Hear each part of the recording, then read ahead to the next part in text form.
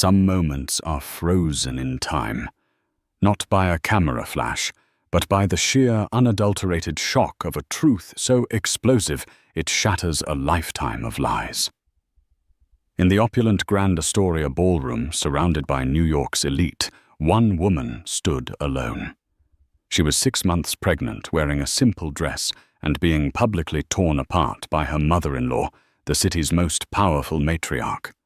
They called her a commoner, a gold digger, an unworthy stain on a pristine family name. But they were about to learn that blood isn't just thicker than water. Sometimes it's royal, and a queen, even one in hiding, never forgets how to command. The air in the Grand Astoria ballroom was thick with the scent of money, a cloying mix of imported lilies, vintage champagne, and the expensive perfumes of New York City's upper crust. It was an atmosphere Isabel Devereaux had never grown accustomed to, even after 2 years of marriage to Nathaniel Beaumont. Tonight it felt particularly suffocating. The crystal chandeliers, each the size of a small car, seemed to drip judgment from 1,000 points of light, illuminating her every perceived flaw. Her hand rested instinctively on the gentle swell of her belly, a silent prayer for the little life that was both her greatest joy and the source of her current predicament. She was 6 months pregnant, and the simple, elegant navy blue gown she'd chosen, the only maternity gown she owned, that felt remotely appropriate, was a stark contrast to the glittering, jewel-encrusted sheaths worn by the other women. They moved like sharks in a diamond-studded sea, their smiles sharp and their eyes sharper. Isabel was, and always would be, an outsider. Her husband Nathaniel stood a few feet away, locked in a conversation with a senator. He looked every bit the Beaumont heir, tall, handsome, in his bespoke Tom Ford tuxedo, with a smile that could charm millions out of a foundation. He caught her eye and gave a small, encouraging nod. He loved her. She knew he did. He loved her quiet intelligence, her work as an art historian, the peaceful world she had built for them away from all of this. But here in his mother's domain, his love felt like a flickering candle in a hurricane. The matriarch in question, Genevieve Beaumont, held court near the grand staircase. She was a formidable woman, sculpted by ambition, and clad in a severe blood-red gown that seemed to absorb all the light around her. Genevieve was the CEO of Beaumont Global, a multi-billion-dollar real estate and investment firm she had inherited and tripled in value. Her annual Beaumont Foundation Gala was the social event of the year, a night where power, money, and influence converged under the guise of philanthropy. But for Isabel, it was an annual trial by fire. From the moment Nathaniel had introduced them, Genevieve had made her disdain for Isabel clear. Isabel was a nobody, an orphan with a scholarship-funded education and a past as blank as a fresh canvas. In Genevieve's world, a blank canvas wasn't an opportunity. It was a liability. A family tree without illustrious, moneyed branches was nothing but a weed to be pulled. Isabel, darling. Genevieve's voice, smooth as silk and just as strong, cut through the din. She had glided over unnoticed. You're looking comfortable. It was a masterclass in veiled insults. In this room, comfortable was synonymous with plain and unimpressive. Thank you, Genevieve. It's a beautiful event, as always. Isabel replied, her voice steady, despite the tremor in her hands. Genevieve's eyes swept from Isabel's simple pearl earrings down to her sensible heels, her lip curling in a barely perceptible sneer. I do wish you'd let my stylist assist you. Pregnancy is no excuse to let oneself go. The Beaumont name requires a certain standard. People are watching. The people were the board members, the investors, the society columnists, all the cogs in the great Beaumont machine. And the standard was one Isabel could never meet. She hadn't grown up summering in the Hamptons or learning the subtle art of social warfare at a Swiss boarding school. Her childhood was a quiet, book-filled one in a small town raised by a guardian who valued knowledge and kindness over lineage and lucre. Nathaniel finally extricated himself and joined them, placing a protective arm around Isabel's waist. "Mother, you look incredible. As should we all," Genevieve said, her gaze fixed on Isabel. "Your wife seems to be conserving her energy. Perhaps you should find her a seat before the main presentation. We wouldn't want her to faint from the exertion." The barb hit its mark. Isabel felt a flush of heat creep up her neck. Nathaniel's grip tightened a silent apology, but he said nothing to defend her. He never did. The fear he had of his mother was a tangible thing, a third person in their marriage. He was a good man, a gentle soul, but he had been raised in the shadow of this towering, iron-willed woman, and he had never quite learned to stand in the sun on his own. "I'm fine, Nathaniel," Isabel said, forcing a smile. "I was just admiring the orchestra." As Genevieve was called away by a fawning city councilman, Nathaniel leaned in his voice a low whisper. "I'm sorry, Izzy. She's just stressed. The new Hong Kong merger is giving her headaches. It was always an excuse, a merger, a hostile bid, a dip in the market. There was always a reason for the cruelty, a justification that Isabel was expected to swallow." She looked at her husband, at the handsome face she loved so much, and saw the familiar flicker of cowardice in his eyes. For the 100th time, she wondered if his love would ever be enough to outweigh the constant, soul-crushing weight of his mother's disapproval. She thought of the secret she carried, the truth of her own lineage that she had locked away years ago. She had promised herself she would leave that life behind, that she could build a new one on her own terms based on love and merit, not on a name. She had wanted Nathaniel to love her Isabel Devereux, the art historian, not the person she once was. But as the evening wore on, and the subtle digs from Genevieve's friends and allies began to pile up like tiny, sharp stones, she felt the foundation of that new life begin to crack. She was being judged not on the content of her character, but on the perceived emptiness of her past. A past they knew nothing about. A past that could, in an instant, bring this entire glittering, arrogant world to its knees. The main presentation was the centerpiece of the evening. After the silent auction where yachts and private island getaways were sold for staggering sums, the guests took their seats at tables groaning under the weight of floral arrangements and fine china. Isabel was seated at the main table, a place of honor that felt more like a pillory. To her right was Nathaniel, looking increasingly tense. To her left, an empty seat reserved for Genevieve, who would be giving the keynote address. The lights dimmed, and a hush fell over the ballroom. A slickly produced video played on massive screens, showcasing the Beaumont Foundation's work images of smiling children in pristine art studios, all funded by the Beaumont corporate empire. It was a beautiful fiction, a veneer of benevolence over a core of ruthless capitalism.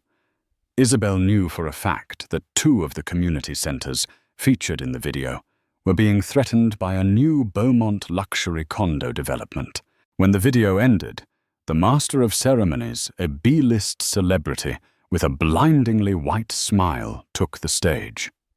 And now it is my distinct honor to introduce the visionary behind it all, a titan of industry and a champion for our children.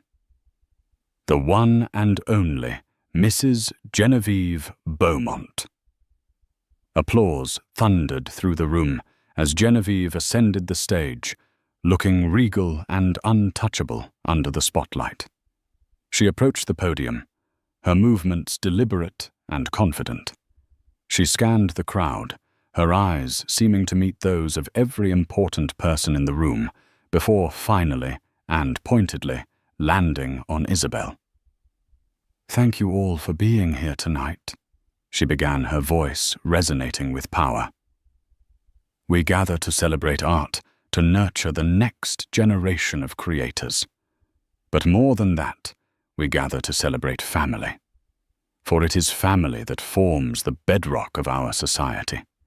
It is the legacy we build, the name we pass down the bloodline that defines our future."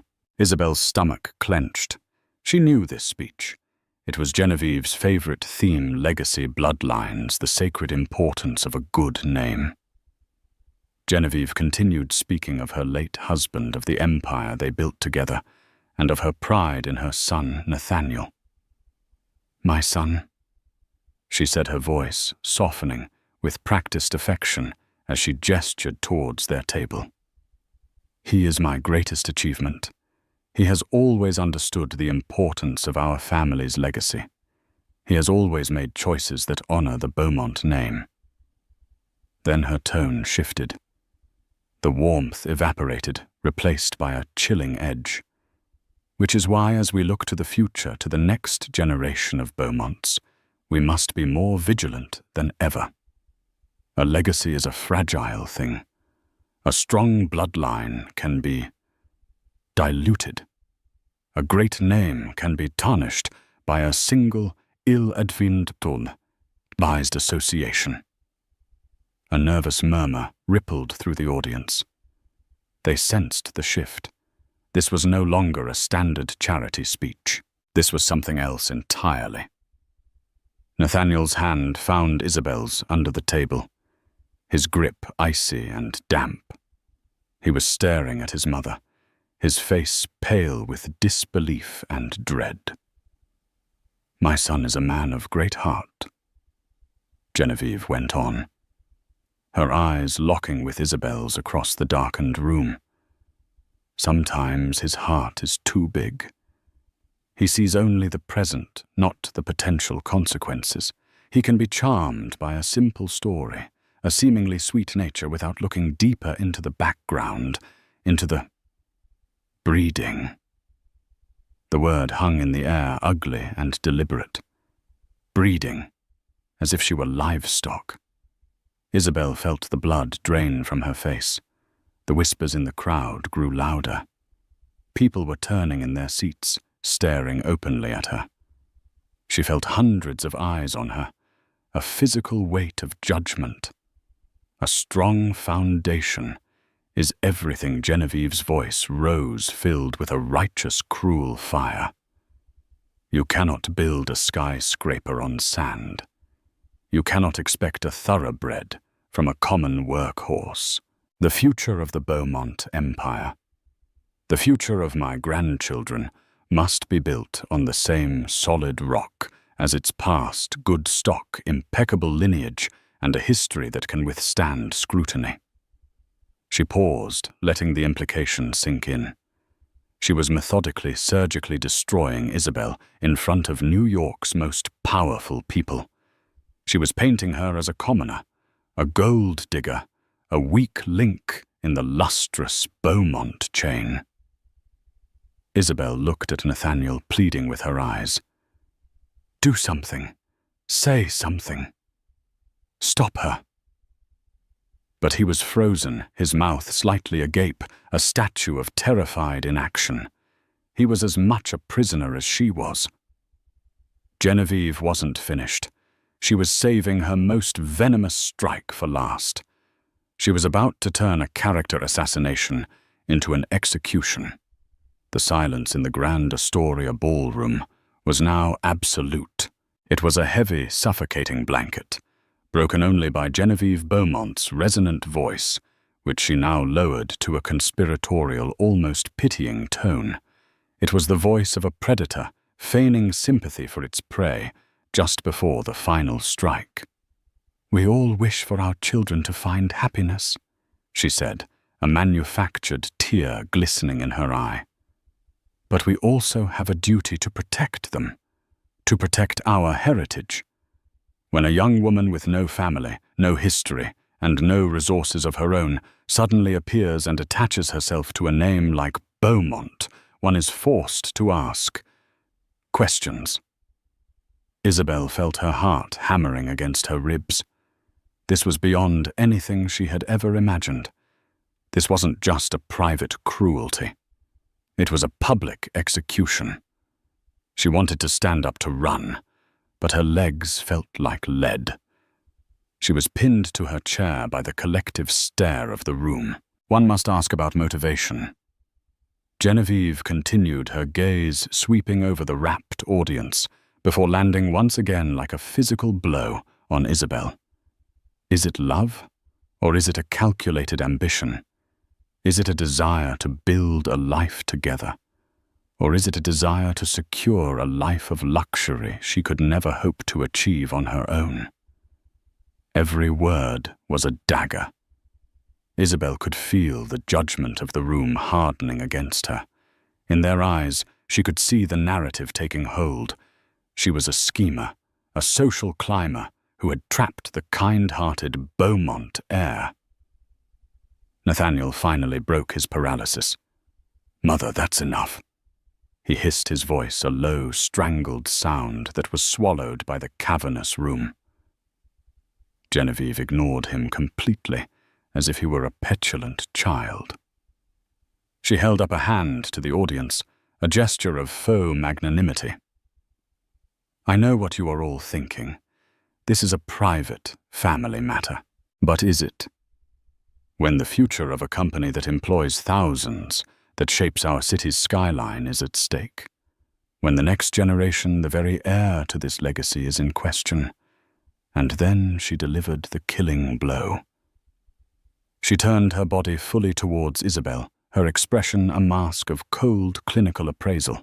Her eyes dropped pointedly to Isabel's swollen abdomen. "We are told there will soon be a new Beaumont Genevieve," announced her voice dripping with venomous insinuation. "We are expected to welcome this new arrival, to celebrate it as the continuation of a great line. But a legacy as significant as ours demands certainty. It demands proof." A collective gasp went through the ballroom. It was an audible, physical shockwave. The implication was monstrous, unmistakable, and unforgivable.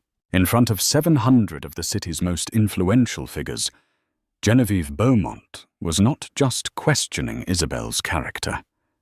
She was publicly questioning the paternity of her unborn child. The world seemed to tilt on its axis. The chandeliers above blurred into streaks of light. The faces in the crowd became a grotesque, gaping mural.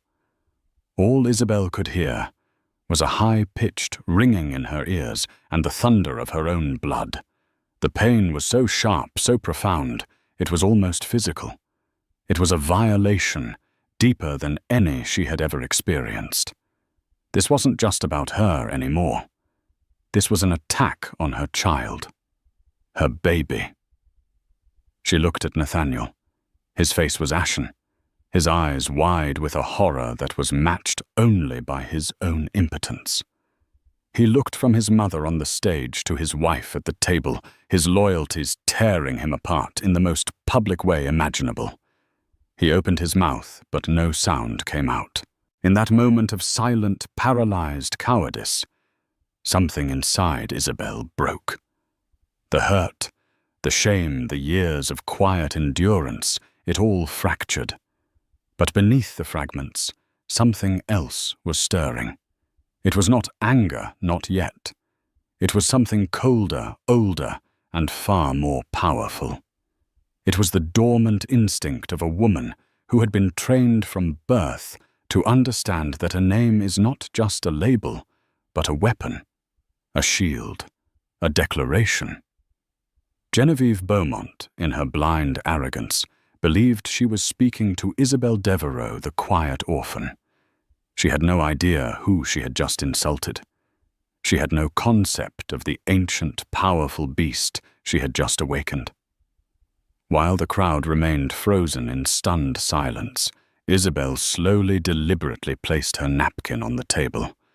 Her movements were no longer timid or uncertain. They were fluid, precise, and imbued with an authority that seemed to come from nowhere.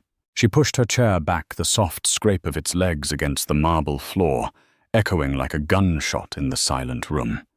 And she stood up. The act of Isabel standing was in itself a defiance that sent a ripple of fresh shock through the room.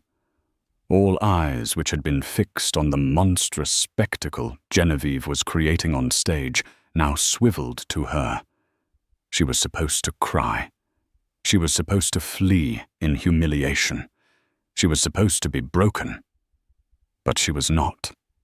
She stood perfectly still beside the table, her posture ramrod straight, her chin lifted. The simple navy dress that had seemed plain moments before now appeared as a uniform of quiet dignity. The spotlight operator, sensing the shift in drama, instinctively widened the beam from the stage, catching Isabel in its halo. Now there were two women illuminated the aggressor at the podium and the target who refused to be a victim. The silence stretched taut and agonizing. It was a void where every guest was holding their breath, waiting for the inevitable emotional collapse. They expected tears, a shouted denial, a desperate appeal to her husband. Isabel gave them none of it.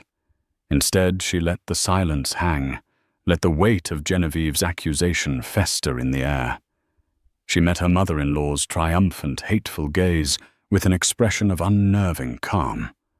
The panic and pain that had momentarily blinded her receded, replaced by a clarity so sharp it was almost glacial. The blood that ran in her veins, the blood of ancestors who had faced down armies and navigated the treacherous courts of Europe, began to sing a familiar song of resolve. She thought of her guardian, a stern but loving man who had taught her history not as a series of dates, but as a lesson in power, duty, and survival. Dignity is the one thing they can never take from you unless you give it away, he used to say. Never give it away. She glanced at Nathaniel. He was finally on his feet, his face a mess of shame and fury. "Mother, for God's sake, stop this!" he pleaded, his voice cracking. But it was too late. The damage was done. And Isabel knew, with chilling certainty, that Nathaniel's intervention now was meaningless. He should have acted sooner. He should have defended her honor before it was so publicly shredded. His failure to do so had severed a vital cord in their relationship. She was in this moment utterly and completely alone. And in that aloneness, she found a strange and terrible strength. She turned her head slightly, her gaze sweeping over the first few rows of tables. She saw the faces of people who had snubbed her for 2 years, the sneering board members of Beaumont Global, the condescending wives of Nathaniel's business partners, the gossip columnists who had chronicled her every perceived misstep. She saw pity in some eyes, morbid curiosity in most, and a cruel satisfaction in a few. They were all witnesses. They were all complicit. Genevieve, seeing Isabel's composure, seemed momentarily thrown. This was not the reaction she had engineered.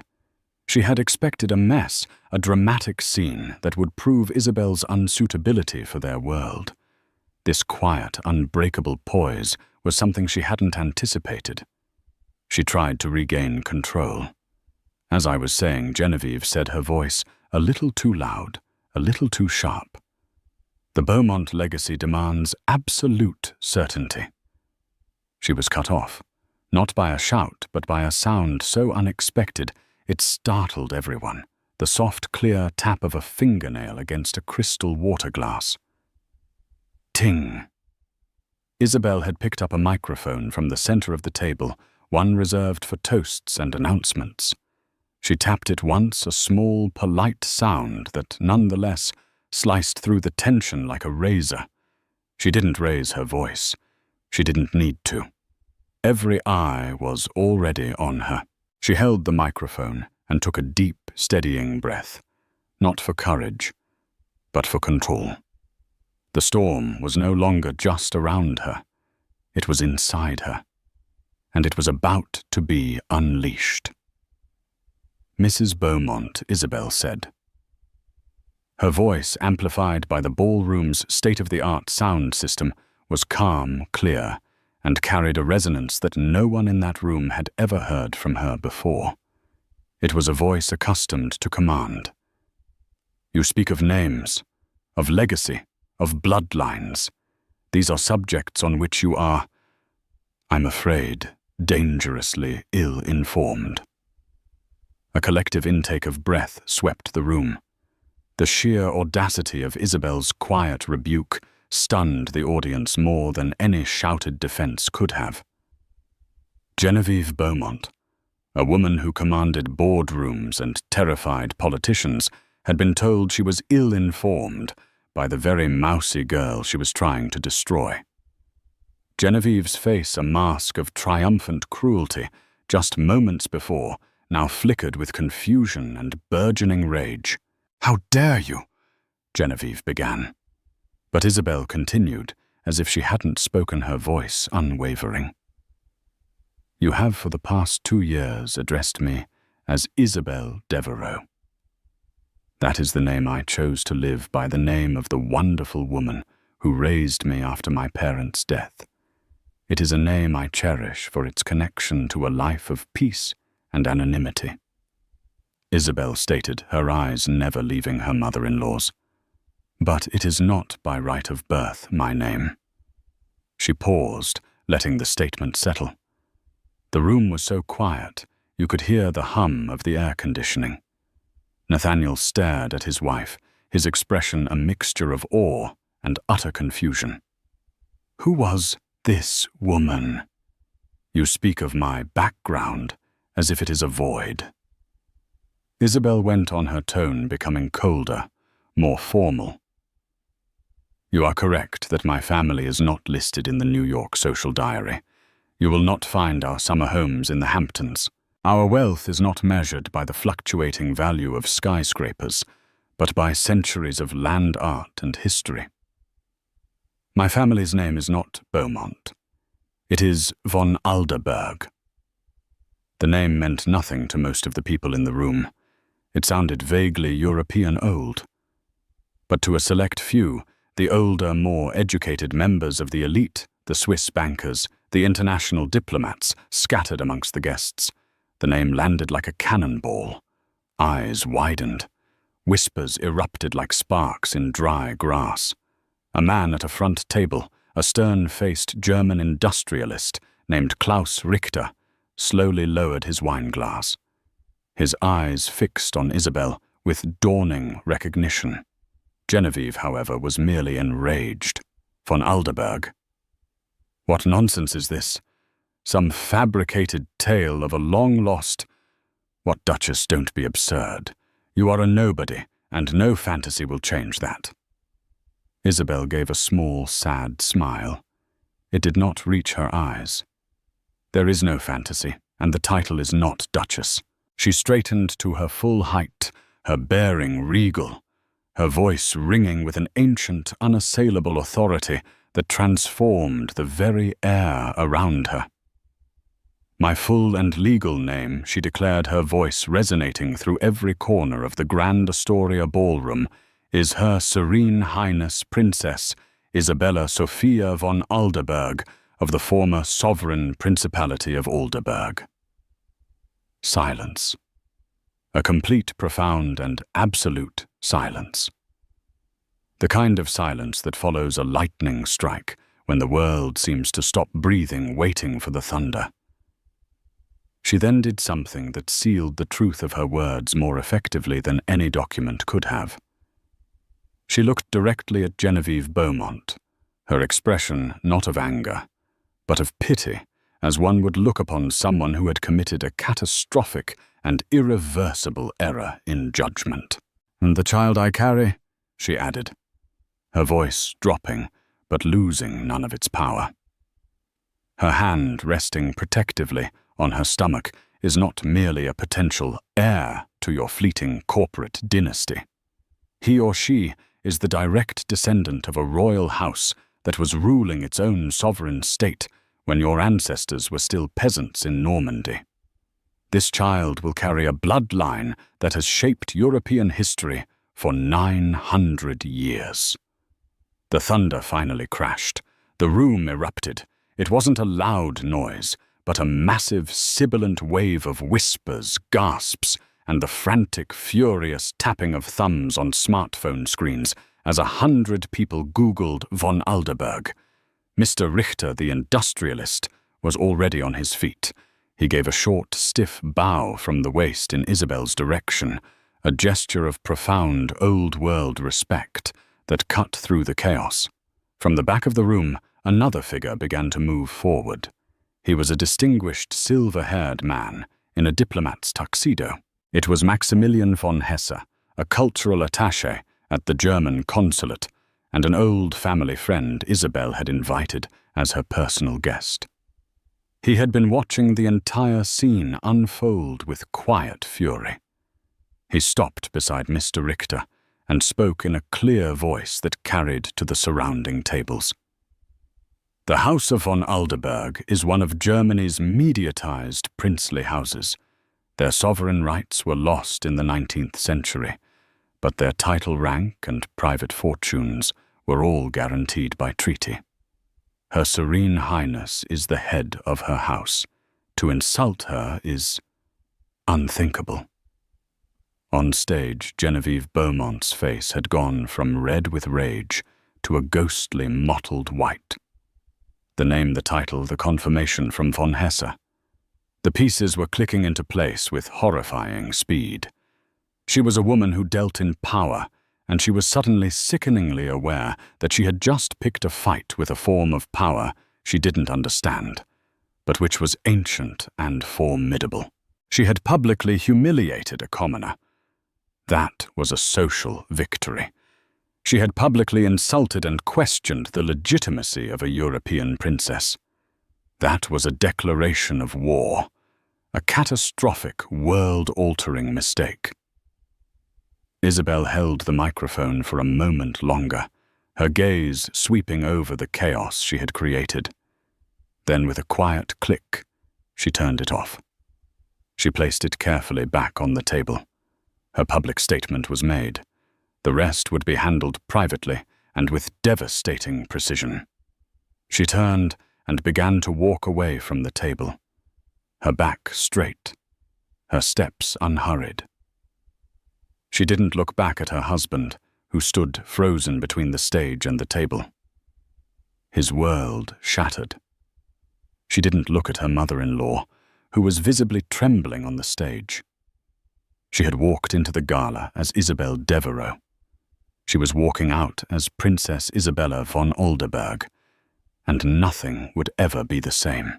The moment Isabel began to walk, the spell of frozen shock that had gripped the ballroom shattered into 1,000 pieces of frantic activity. The hushed whispers exploded into open conversation. Society columnists were no longer discreetly typing notes. They were speaking in hushed, urgent tones into their phones, dictating the story of a lifetime. The sound of camera shutters, which had been silent during the humiliation, now clicked with a desperate, predatory fervor as photographers tried to get a shot of Isabel's retreating form. The power dynamic of the entire evening had not just shifted, it had been inverted with the force of a tectonic event. Genevieve Beaumont, who moments ago had been the sun around which this entire universe orbited, was now a pariah on her own stage. The spotlight that had illuminated her power now exposed her catastrophic folly. People weren't looking at her with admiration anymore, but with a mixture of horror, pity, and a palpable sense of schadenfreude. She had flown too close to the sun, and her wax wings, forged from arrogance and cruelty, had melted completely. Nathaniel, jolted into action by the sight of Isabel, leaving, stumbled after her. "Izzy." "Wait, Isabel, please," he called out, his voice raw with desperation. He reached her near the grand exit, grabbing her arm gently. She stopped and turned to face him. The look in her eyes was not one of rage or hysteria. It was a look of profound, devastating disappointment. It was the look of a woman who had seen the very core of his character and found it hollow. "Let go of my arm, Nathaniel," she said, her voice quiet but unyielding. I didn't know," he stammered, his mind reeling. "A princess. Why didn't you ever tell me I did?" she replied, her voice laced with a sudden, weary bitterness. "I tried to tell you twice. Once when we were first engaged. You laughed and said you didn't care about old family stories, that you loved me for who I was. The second time was 6 months ago. I told you there were things about my family you needed to understand. You were late for a meeting with your mother. You told me we could deal with the boring stuff later." The memory hit Nathaniel like a physical blow. He remembered it clearly. She had been serious, and he had dismissed her with a kiss on the forehead, too preoccupied with the Beaumont empire to listen to his own wife.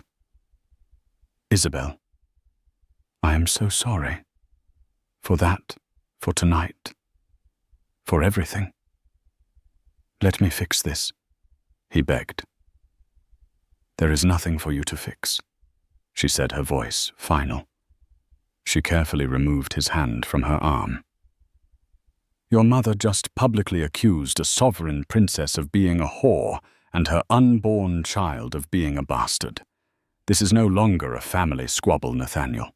This is now an international incident being handled by my family's chancellery in Zurich. You will likely be hearing from our attorneys, men who handle matters for the Alderberg Global Trust." As Isabel spoke, a short, balding man in a rumpled suit who had been standing near the coat check scribbled furiously in a small notebook. He was Robert Peterson, a senior investigative journalist for the Wall Street Journal. He hadn't come for the society gossip. He'd come to track rumors about a Beaumont global acquisition. But he had just stumbled upon something infinitely bigger. The name Alderberg Global Trust was the key. It wasn't a well-known entity to the public, but in the highest echelons of global finance. It was a legend. A ghost. The trust was the notoriously private multi-generational wealth management fund for a handful of Europe's oldest and most discreet aristocratic families, including, it was now terrifyingly clear, the House of von Alderberg. They didn't build skyscrapers or seek publicity. They moved markets. They were the silent partners behind some of the world's largest private equity buyouts, owned vast, unpublicized stakes in blue-chip companies, and had the power to make or break entire corporations with a single quiet phone call. Peterson suddenly understood. Genevieve Beaumont hadn't just insulted her daughter-in-law. She had insulted the living embodiment of one of the planet's most powerful and secretive pools of old money. His mind raced. He remembered an anonymous source telling him months ago that a mysterious European trust was the silent financing behind the hostile takeover bid that Beaumont Global had barely survived last year. A bid that had cost the Beaumonts nearly $1 billion to fight off. He connected the dots with a jolt of journalistic ecstasy. The trust that had almost gutted her company was likely controlled by the very family her son had married into. Genevieve had been playing checkers, while her daughter-in-law's family was playing 3D chess, and she had just, in a fit of pique, knocked the entire board over. Back in the ballroom, Genevieve had finally stumbled off the stage, her face a mask of horror as she began to grasp the magnitude of her error. Board members who had been fawning over her an hour ago now avoided her gaze. Her allies were melting into the crowd. She saw Klaus Richter speaking animatedly with a group of investors gesturing towards her with a look of utter contempt. She had made herself, and by extension, Beaumont Global toxic. In her world, reputation was currency, and she had just declared bankruptcy in the most spectacular way possible. Isabel walked out of the ballroom doors and into the grand lobby, leaving the chaos behind her. Maximilian von Hesse was waiting for her, holding her simple cloth coat. "Your car is waiting." "Your Highness," he said, his voice filled with a mixture of concern and pride. He helped her with her coat. "The family office in Zurich has been alerted. The jet is on standby at Teterboro. We can be airborne in 2 hours." Isabel paused, her hand on her belly. For a moment she looked back through the doors at the imploding world she was leaving behind. She saw her husband, standing lost and alone in the middle of the room, the perfect picture of a man who had just lost everything and finally realized it. No, Isabel said, a new strength hardening her resolve. "I'm not running. I'm not going to Zurich. I'm going to the penthouse, the one my husband and I are supposed to share." Maximilian looked surprised. "Are you sure that's wise?" "My mother-in-law wanted to talk about legacy and family homes," Isabel said, her voice as cold and sharp as a diamond. "Fine. Let's talk about them. She has just laid siege to my life and my child's future. She is about to find out that a princess knows how to defend her own castle." The ride up to the Beaumont penthouse was silent. Nathaniel sat opposite Isabel in the private elevator, the cavernous space feeling more like a courtroom. He had tried to speak twice, but the words died in his throat under her calm, unreadable gaze. The man who had left the apartment that evening, confident and slightly condescending, was gone. In his place was a stranger, stripped of his inherited arrogance, his face etched with a fear and desperation Isabel had never seen before. When the elevator doors opened directly into the sprawling living room, with its panoramic views of Central Park, the tension followed them in. The apartment, which had once felt like a beautiful shared sanctuary, now felt like a battleground. Isabel walked to the center of the room and turned to face him, her coat still on. She was no longer just his wife. She was a foreign power, an entity he had completely misjudged. "You have 2 choices, Nathaniel," she began, her voice devoid of its earlier warmth. It was the voice of a CEO, a strategist, a ruler. "And you will make your choice tonight." He looked up, his eyes pleading. "Isabel, I love you. That is my choice." "Love is not a choice. It's a feeling," she corrected him coldly. "Loyalty, honor, courage. Those are choices. And you have failed to make them at every turn. What you feel is irrelevant right now. What you do is all that matters." She walked over to the floor-to-ceiling window, looking down at the glittering city lights. Choice 1. You side with your mother. You annul our marriage. You support her claim that our child is illegitimate, and you try to weather the storm she has created. In this scenario, the Alderberg Global Trust, which I can now tell you holds a controlling interest in the 2 European banks that hold the majority of Beaumont Global's debt, will call in those loans. Simultaneously, our network of investors will initiate a hostile takeover.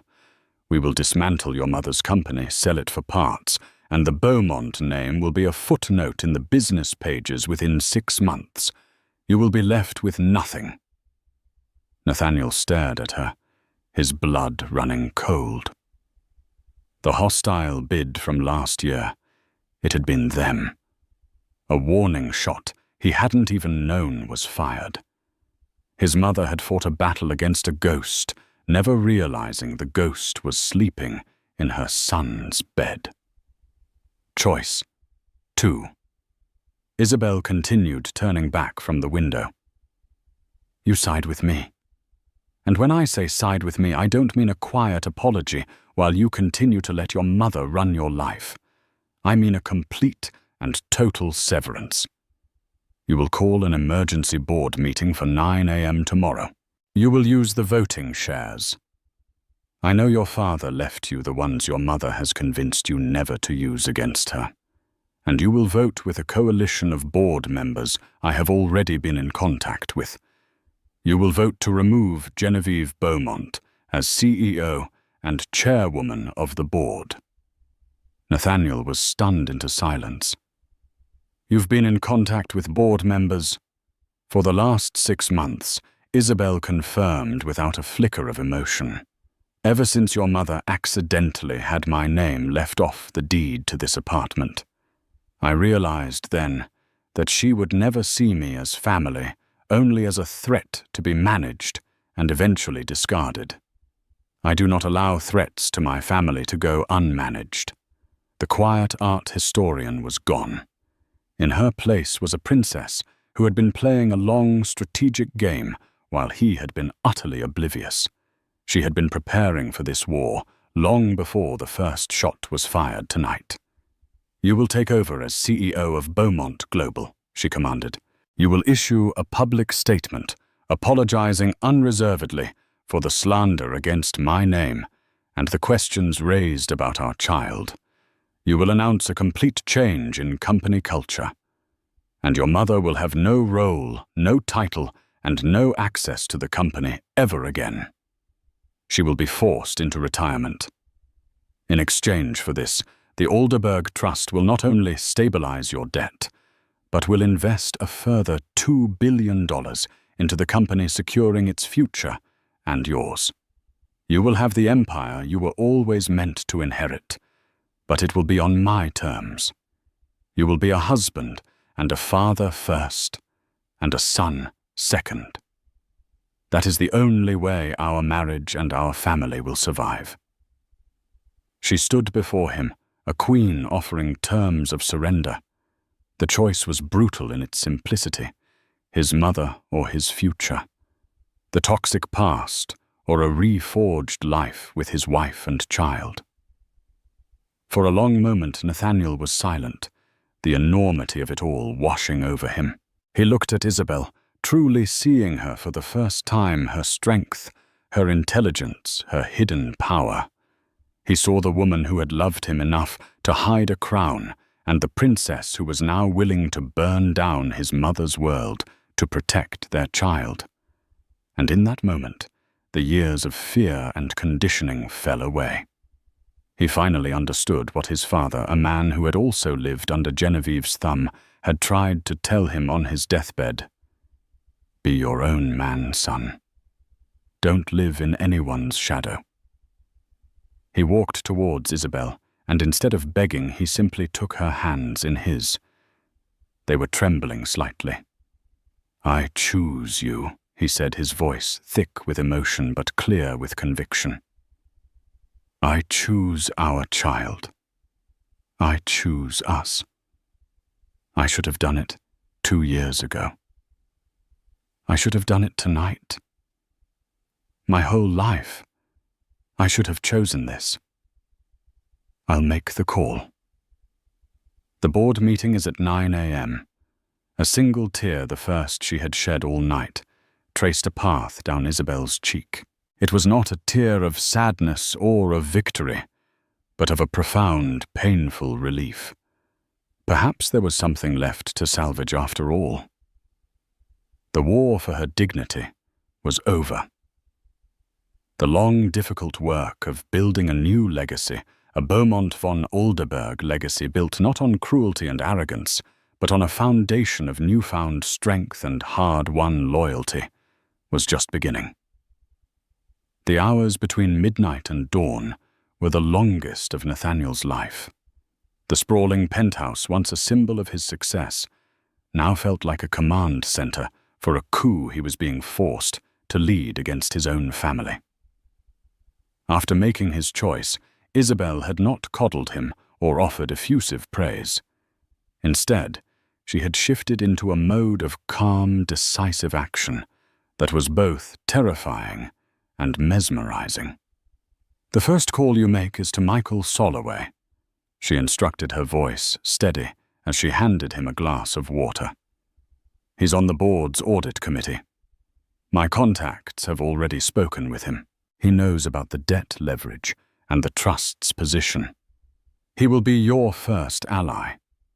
For the next 3 hours, Nathaniel, guided by a list Isabel had produced from her handbag, made a series of phone calls that systematically dismantled his mother's reign.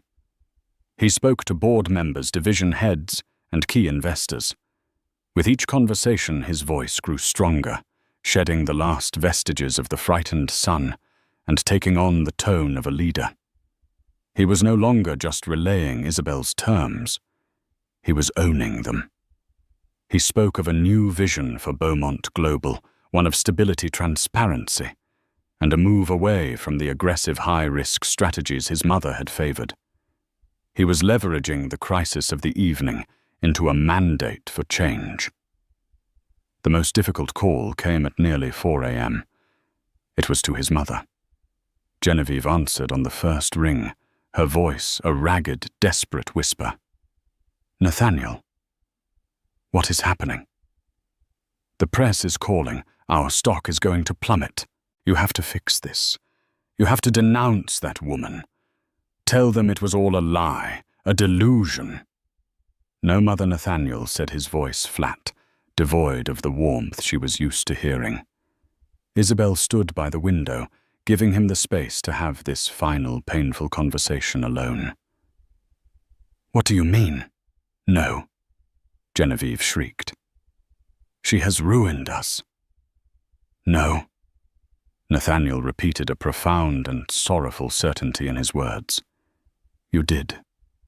You did this. To her, to our family, and to the company. Isabel is my wife. Her Highness, Princess Isabella, is the mother of my child. And you publicly slandered her. There is no coming back from that." He could hear her choked sob on the other end of the line. "So what now? What do we do?" "There is no we," he said, the words tasting like ash in his mouth.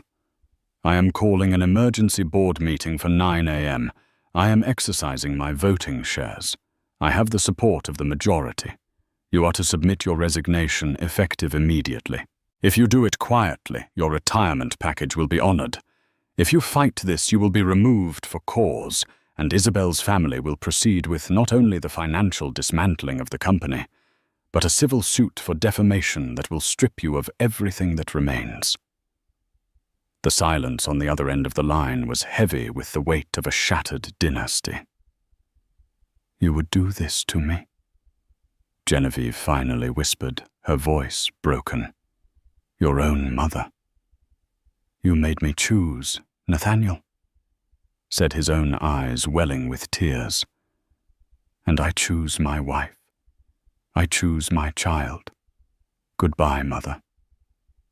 He ended the call before she could reply. Slumping into a chair, the emotional toll of the night finally hitting him. Isabel came over and placed a gentle hand on his shoulder. She said nothing. No, I told you so. No victory lap. It was a gesture of quiet solidarity, an acknowledgement of the profound loss that had been necessary to secure their future. At 8:45 a.m., they arrived at the Beaumont Global headquarters. They walked in together, a united front. The office was buzzing with whispers and furtive glances. The story of the Gala had spread like water. When Isabel, dressed in a simple but impeccably tailored grey dress, walked in beside Nathaniel, the entire lobby fell silent. Her quiet dignity and his new resolute demeanor told everyone that the balance of power had irrevocably shifted. The boardroom was electric with tension. Genevieve was not there. In her place at the head of the table sat her lawyer, looking grim. The proceedings were swift and brutal. Nathaniel, in a clear and commanding voice, opened the meeting. Michael Soloway immediately tabled the motion for a change in leadership. One by one, the board members cast their votes. It was unanimous. Genevieve Beaumont was out. Nathaniel Beaumont was appointed interim CEO, pending shareholder confirmation. Just as the vote was finalized, Isabel's phone buzzed. It was a message from Maximilian von Hesse. It read, "The Alderberg Global Trust has just purchased a controlling interest in Beaumont Global's primary debt holder. The loans are secure. Your family is safe. Congratulations, Your Highness." Isabel closed her eyes for a brief moment, a silent acknowledgement of the vast, invisible power that had just been wielded on her behalf. She had not just won a personal battle, she had secured an empire for her child. As the meeting adjourned, Nathaniel came to her side. The board members who had once looked through her now approached her with deference, offering their congratulations to them both. She was no longer just the CEO's wife. She was the princess who held the keys to their survival. Looking out the boardroom window at the city skyline their family now controlled, Nathaniel took her hand. "So what happens now?" he asked, his voice filled with a mixture of hope and trepidation. Isabel turned to him, a faint, genuine smile gracing her lips for the first time that day. "Now," she said, her hand resting on her stomach. "Now we go home. We have a nursery to prepare." The war was over. The price had been paid in full, and for the first time in the quiet aftermath of the storm, they were no longer just the Beaumont heir and the hidden princess. They were simply a family ready to build their own legacy on their own terms upon the ruins of the old one. And so in the fallout of a single catastrophic night, an empire was reforged. Genevieve Beaumont's reign of cruelty ended not with a bang, but with a quiet vote in a sterile boardroom, a consequence of a battle she never knew she was fighting. The story of Isabel and Nathaniel became a modern legend in the halls of power, a cautionary tale about judging a book by its cover, and a powerful reminder that true strength isn't about the noise you make, but the quiet, unshakable dignity you refuse to surrender. Isabel, Princess of Alderberg, proved that a title doesn't grant you power. It's the strength of your character that makes you worthy of the title. She saved her marriage, secured her child's future, and transformed a toxic dynasty, proving that sometimes the quietest person in the room is the most powerful of all. What did you think of Isabel's incredible transformation? Was Nathaniel's choice the right one, or was it too little, too late? Let us know your thoughts in the comments below. If you were moved by this story of hidden strength and ultimate vindication, please hit that like button. Share this video with someone who needs a reminder of their own power, and be sure to subscribe for more unforgettable, real-life dramas. Thank you for listening.